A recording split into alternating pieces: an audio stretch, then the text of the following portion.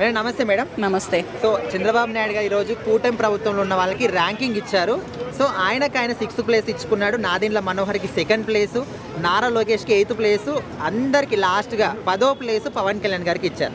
So దీని మీద మీ అభిప్రాయం ఏంటి? ఇవ్వాల్సిందే, ఎందుకనంటే నేను లోపలేశారు కదా, అవి ఇవే లేనిపోయిన తప్పుడు కేసులని పెట్టి ఆయన చెయ్యని నేరాలకు కూడా తీసుకెళ్ళి లోపలేశారు కదా.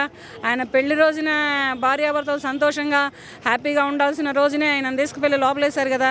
లోపలేసినందుకు గాను ఆయన ఎక్కడి నుంచో నడుచుకుంటా ఫ్లైట్లు టికెట్లు క్యాన్సిల్ చేస్తే, కార్లు క్యాన్సిల్ చేస్తే ఇతను నడుచుకుంటా రోడ్ల మీద డొల్లుకుంటా వెళ్ళి మరి ఆయన నిలిపించాడు కదా.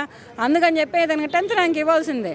ఇతనికైనా కొంచెం ఇప్పుడైనా కళ్ళు తెరిస్తే ఎవరెవరు ఎక్కడెక్కడ ఉన్నారో, ఎవరెవరికి ఏ స్థానాలు ఉన్నాయో, ఎవరెవరికి ఏ స్థాయిలలో ఉన్నారో, అసలు ఇక్కడ నుంచి దింపేసేసి ఎక్కడికో ఎందుకు పడేద్దాం అనుకుంటున్నారో ఇవన్నీ కూడా తెలుసుకొని కొంచెం ఎవరి హద్దుల్లో వాళ్ళు ఉంటే బాగుంటుంది.